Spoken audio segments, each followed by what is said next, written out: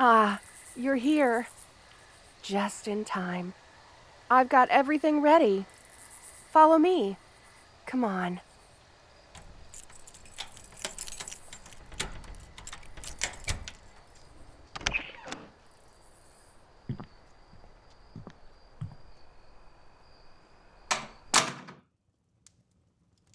So, as you can see, I spent some time to make sure we could get nice and comfortable. I made a whole stack of pillows over there for us to sit on. There's an electric heater to stay nice and toasty. And I've gathered a bunch of books that I just know you'll love. I brought home-baked snacks, everything. Just come and lay down over here. Here, get nice and comfortable. So, I know you don't like staying up very late, but I was honestly really hoping we could get cozy in here and make it, well... well, Jazz and Vincent suggested that, and this is a direct quote, if you like the farmer so much, just have a sleepover. And, well, I figured that it couldn't hurt that much to, give it a shot. Well, I mean, they say that kids are much smarter on an emotional level than adults. So honestly, taking advice from them when it comes to relationships is not as weird as it seems, trust me. Plus, I didn't base this entire date on just their advice, obviously. There's a lot of more adult things we can do, like sitting in comfortable silence or poetry reading. Yes, I brought some of the books I really enjoyed reading recently. It's always been a small hobby of mine, but it seems the more free time I get, the more I'm drawn to it.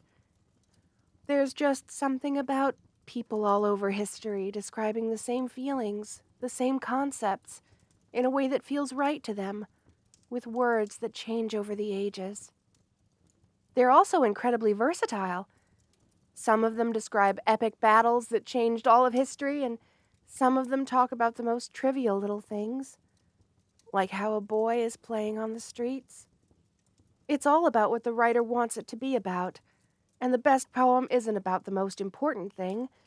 The best poem is the poem that can phrase what it wants to talk about the best. There's no right or wrong in poetry, just the patterns, the words, the choice between rhyme or no rhyme, the choice between cadence, sentence structure, even just the choice of placing a period behind it all matters. A poem, to me at least, is a painting made of words. Its beauty isn't derived from what it shows, but how it's portrayed. Some styles are more common than others. Sometimes, even if I don't understand what I'm seeing or reading, I can still be touched by it. It's a unique experience reserved for poetry. Just the words on the page. If I can read you a poem? Well, sure. I'd love to. Just sit down on the pillows, make yourself comfortable, and I'll find a few of my favorites.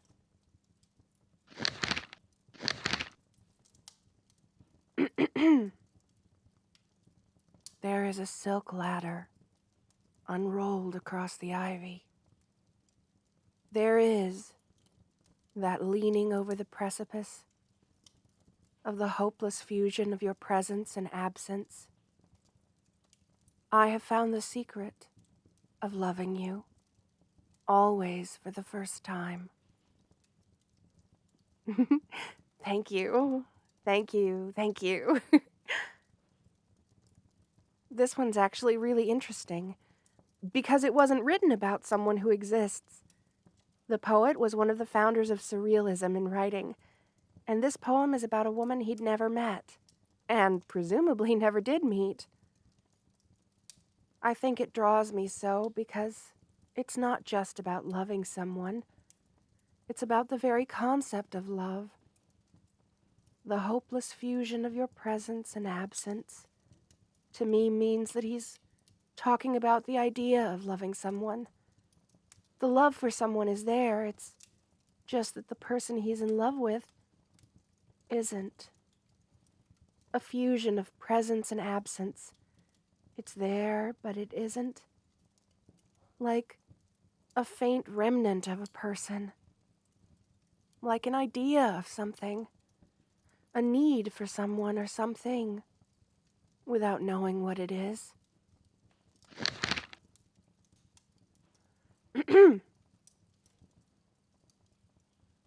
I loved you first, but afterwards your love, outsoaring mine, sang such a loftier song, as drowned the friendly cooings of my dove. Which owes the other most? My love was long, and yours one moment seemed to wax more strong. I loved and guessed at you. You construed me, and loved me for what might or might not be. Nay, weights and measures do us both a wrong. For verily love knows not mine or thine. With separate I and thou free love has done. For one is both, and both are one in love. Rich love knows not of thine that is not mine. Both have the strength, and both the length thereof. Both of us, of the love which makes us one. I really liked reading this one for the first time, because it's all about how love isn't something you should judge. There's no greater love, and just because you loved someone before they loved you doesn't make you the better lover between you two. Love isn't selfish. It's not an accomplishment.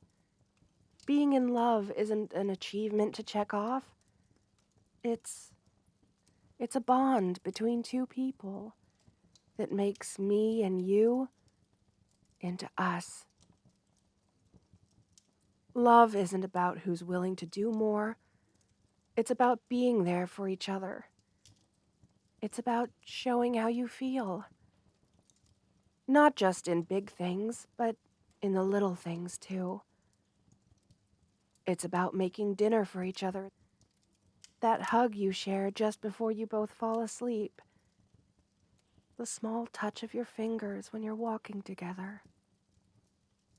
Even the quick little glances at each other, where you both look away, embarrassed. Love doesn't have to be some big gesture. Love is what your heart tells you. Love is what makes us one.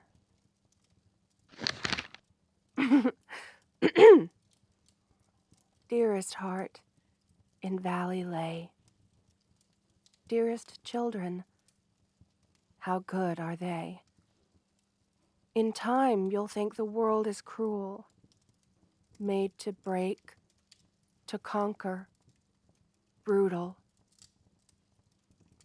But think then not of suffering there, where you can know how parents were, just as you, young and in love, sharing a place in cloud 9 above.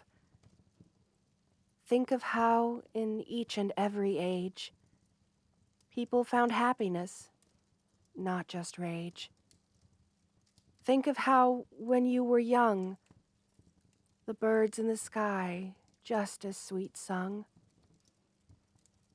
Think of those who raised you then, how they professed their love again and again and again.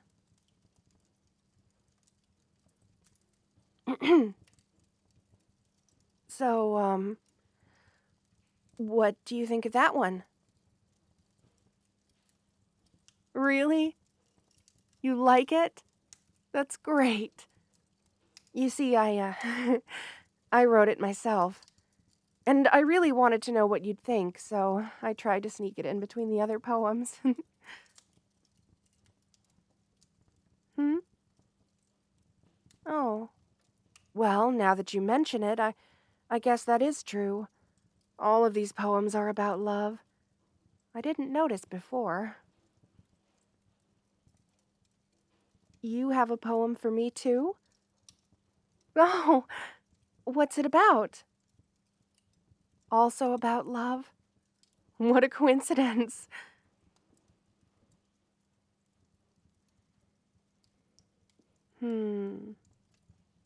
That sounds more like a riddle than a poem.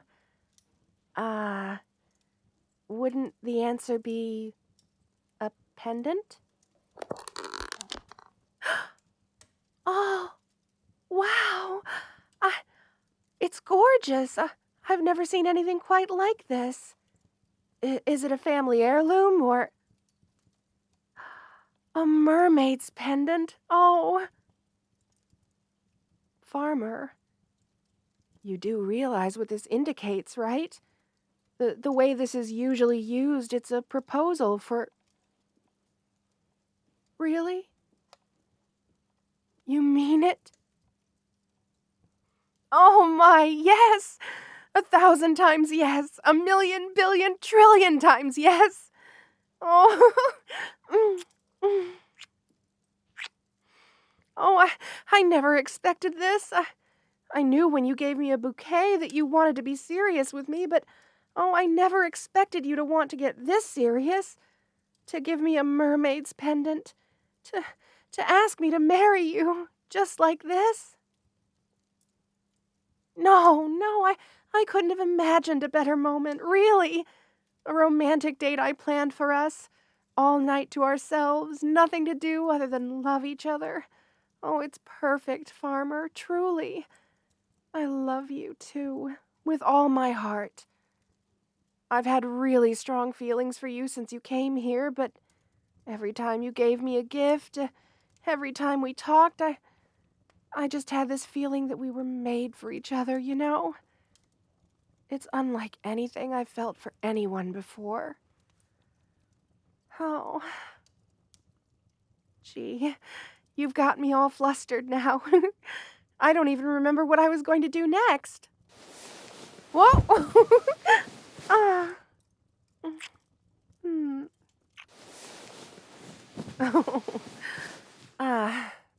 Thanks. That's really nice, actually. Just laying in your arms like this, with you stroking my hair. It feels really good. I have to say, I'm a little scared. It's a big change, you know? I'm really happy, don't get me wrong. It's just that I'm going to move in with you, and we'll be together all the time now, and I'll have to leave my mom to live in that trailer all by herself, and... Well, it's a lot of change, but I really, really want to do it. I love you a lot, Farmer. I want to be with you all the time. And the farm isn't too far away from the trailer, so if I want to visit, it's just a short walk away. You know, I've been thinking for a long time now. It's not something you have to do, but I really want to have kids, Farmer. I've always dreamed of it. I know you're very busy with your work on the farm and in the mines, but I can do a lot of it myself, I think. All that I ask is that you think about it. We don't have to do anything right away. Really? Thank you so much. I can't wait. Oh, this is amazing, Farmer. I really think we'll be happy together. From now until forever. Like the fairy tales, you know? Oh. Well, if I'm your princess, then you're my destined lover. Because love conquers all, you know?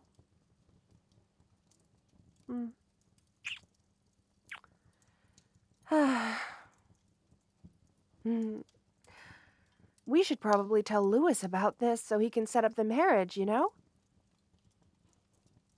Oh, what? No, you don't need all that much money to get married. It's a close community, so we all set it up together. However the people who want to get married want it. We don't have a marriage planner or anything. We just work together to make it the best, most memorable day of our lives. All you have to do is tell Louis, and he'll rally everyone to set it up. Usually it only takes a couple of days. Oh, really? You've been spending all that time in the mines to get money for our wedding? Oh, that's so sweet of you. If only you'd known you didn't need to. Well, I guess it is a good thing. This way we can go on a long trip to the island as a honeymoon or something. Oh, I'd love to go anywhere else with you too, my love. I don't care where we are, as long as we're together. Mm.